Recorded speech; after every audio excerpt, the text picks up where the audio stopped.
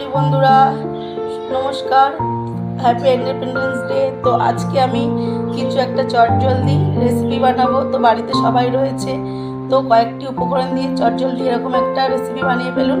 তো আজকে আমি বানাবো ক্যারামেল পুডিং। তো এর জন্য নিয়ে নিয়েছি এখানে লিকুইড দুধ, তো নিয়ে নিয়েছি চিনি, এখানে নিয়ে নিয়েছি গুঁড়ো দুধ, এখানে আছে 2টো ডিম। তো দেখুন আমি কিভাবে ক্যারামেল পুডিংটা বানাই।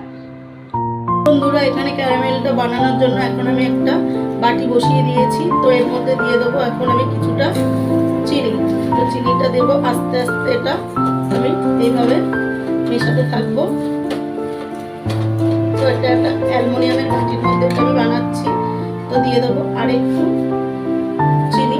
তো ক্যারামেলটা যেহেতু আমার একটু বেশি লাগবে, তো এইভাবে আমি অনবরত নাড়তে থাকবো।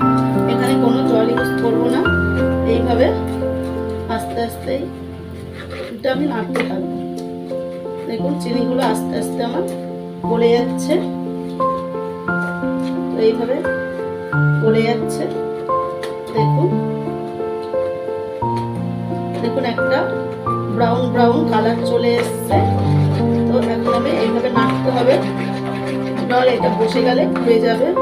তো এরকম যখন একটু কালার হয়ে আসবে, তো কালার তোমরা যে যেরকম করতে চাও, তো আমি আরেকটু কালার করে নেব বন্ধুরা। দেখুন এখানে আমি আরেকটু লাল লাল কালার করে নিচ্ছি। তো দেখো আমি এইভাবে কালার করে নিয়েছি, এর থেকে আমি বেশি কালার করব না। তো এর থেকে বেশি কালার করলে এটা তিতা লাগবে। তো এখন আমি এটা নামিয়ে নিচ্ছি। বন্ধুরা, আমি প্লেটটার মধ্যে ক্যারামেলটা তৈরি করব, পুডিংটা দিয়ে দেবো। তো ক্যারামেলটা এই থালার মধ্যে আমি ভালোভাবে দিয়ে দিচ্ছি পুরোটা। তোমরা দেখো এইভাবে, নাহলে এটা বসে যাবে। তো তার জন্য একটা পাত্রে আমি ঢেলে নিলাম। এখানে আমি দুধটা গরম করার জন্য একটা বাটি বসিয়ে দিয়েছি, অ্যালুমিনিয়ামের বাটি। তো এখানে দিয়ে দেবো দুধ।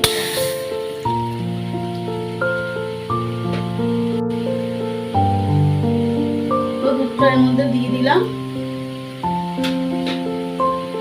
দুধটা কিছুক্ষণ আমি জাল করে নেব, কিছুক্ষণ আমি জাল করে নেব। আমি এরকমভাবে নেড়ে ছেড়ে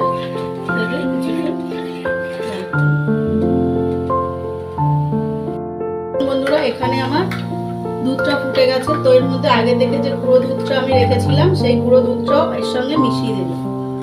তো গুঁড়ো দুধটা দেওয়াতে এতে টেস্ট বেশি হয় বন্ধুরা। তো আপনারা চাইলে লিকুইড দুধেও করতে পারেন বা গুঁড়ো দুধেও করতে পারেন। তো আমি এখানে 2টো দুধ ইউজ করেছি, তাহলে কি হয় বন্ধুরা, ভালোভাবে টেস্টটা আসে। তো এটা মোটামুটি আমার ভালোভাবে জাল হয়ে গেছে। তো এর মধ্যে এখন দিয়ে দেবো কিছুটা পরিমাণ চিনি। তো 1 চামচ চিনি দিলাম। তো আরেকটু চিনি দিয়ে দেবো, দিয়ে ভালোভাবে এইভাবে নাড়াচাড়া দিয়ে দেবো। তো আরেকটু ফুটিয়ে নেব আমি।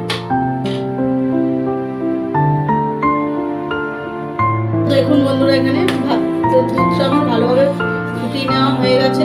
তো এখন আমি গ্যাসের ফ্লেমটা একদম বন্ধ করে দেব।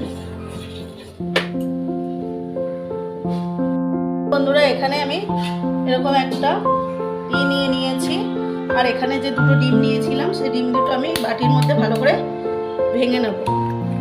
দেখুন এইভাবে আমি ভেঙে নিচ্ছি। 2টো ডিমটা আমি এইভাবে ভেঙে নিলাম। তো আমি এখন এইটার সাহায্যে ভালো করে এটা ফাটিয়ে নেব। তো দেখুন এইভাবে আমি পুরো ডিমটাকে ফাটিয়ে নিচ্ছি, যাতে ডিমটা না গোটা গোটা দানা দানা না থাকে। তার জন্য ভালো করে এটা ফাটিয়ে নিতে হবে। এটা ভালো করে আমি এখন ফাটিয়ে নিলাম।